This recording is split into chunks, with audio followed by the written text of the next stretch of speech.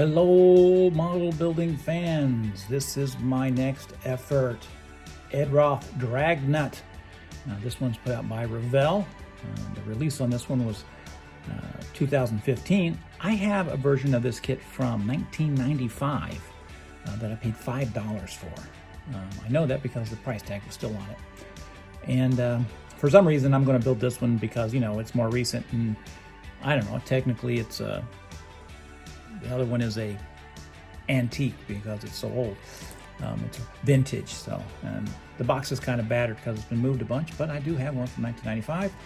This kit was originally out in the 60s, I believe, and it's been re-released many times. So it's a classic in my view. These kits are fun to build, and they're just terrific. So ROTH, of course, is a great artist. And designed a lot of interesting things, and you know, of course, famous for Rat Fink character. Though I don't know if he actually designed the Rat Fink character or he was just associated with it. So don't quote me on that. I'm not a ROTH aficionado. There's a lot of stuff behind him. I know that he did a lot of customs, cars, and a lot of interesting designs, and you would see that Rat Fink rat on t-shirts when I was a kid everywhere. If you went to a car show, World of Wheels, there would always be someone selling those, and I always wanted one but never had one. I need to get me a Rat Fink t-shirt because he's pretty cool.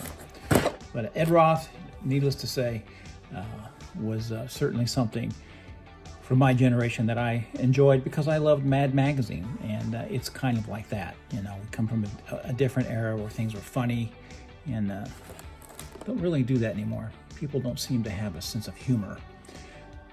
So here we go. Let's take a look at Dragnut, the Revell version. This kit's from 2015. Looks like it all comes in one bag. Ew. What the heck is that? Look at burn, a little burn. Yuck. Plastic on it. Put that in there.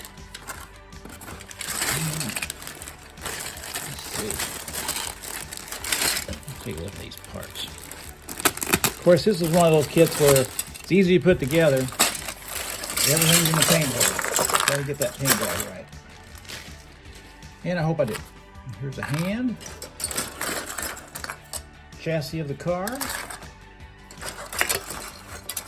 There's our monster guy, Wingnut. I guess that's the character's name, Wingnut. Looks a lot like all the other characters. There's a little sticker on there. I guess maybe that's where they manufactured it. I don't know. Oh look, it comes with a little Rat Fink. Well, that's cool. That's really neat. Wheels, engine pipes. There's the motor.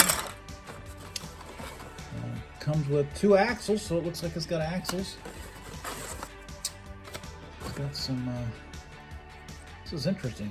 That's very interesting because I'm not sure that the one I have from 1995 actually has that. I'll have to look at it and see.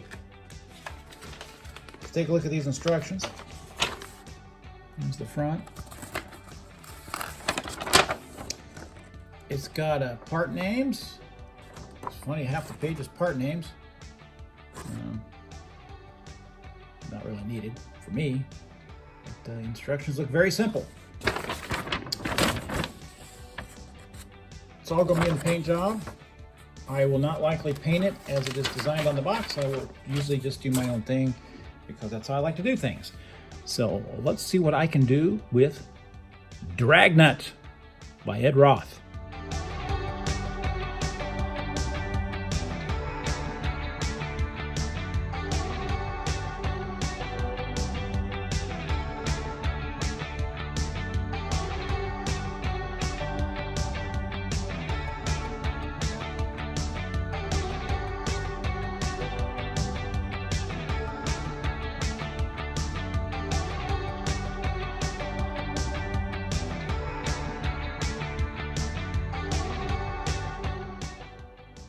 Hello, model building fans. Here it is finished.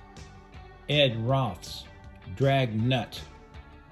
model kit put out by Revell. Did a pretty good job on it. I'm pretty happy with it. It's a very fun kit to put together. It goes together very easily. I did a few little minor adjustments to it, but overall it's just straight out of the box. I like the little Rat Fink figure here. I think he really enhances the kit. I did use some decals. I usually do not use decals, but I did use decals on this. I just took some decals I had from some other kits, and I just put them on there to kind of enhance it.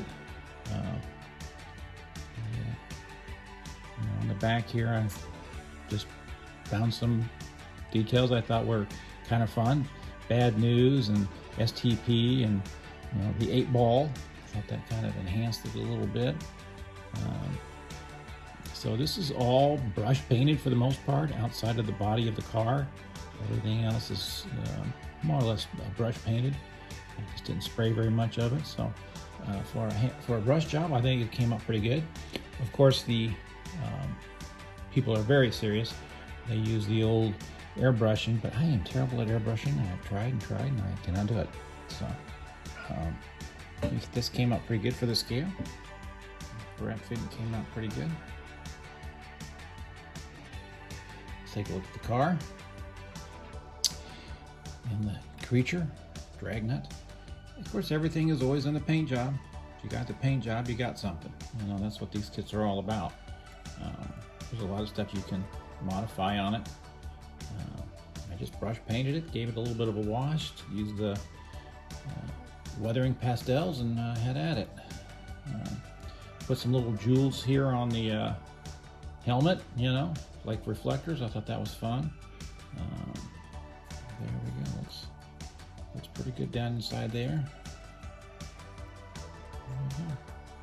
I put a little extra here in the back there. I made that little suspension here. That wasn't part of it, but just little things to make it my own. Underneath there, of course, I put all this in there. I made the oil pan and stuff from styrene. So didn't come with a radiator grid, so I just cut that out of a piece of screen and put that in there, and so it came out pretty good. So this is just a little bit of aluminum duct tape that I put there to give it a kind of a shiny firewall. That's all I did with it,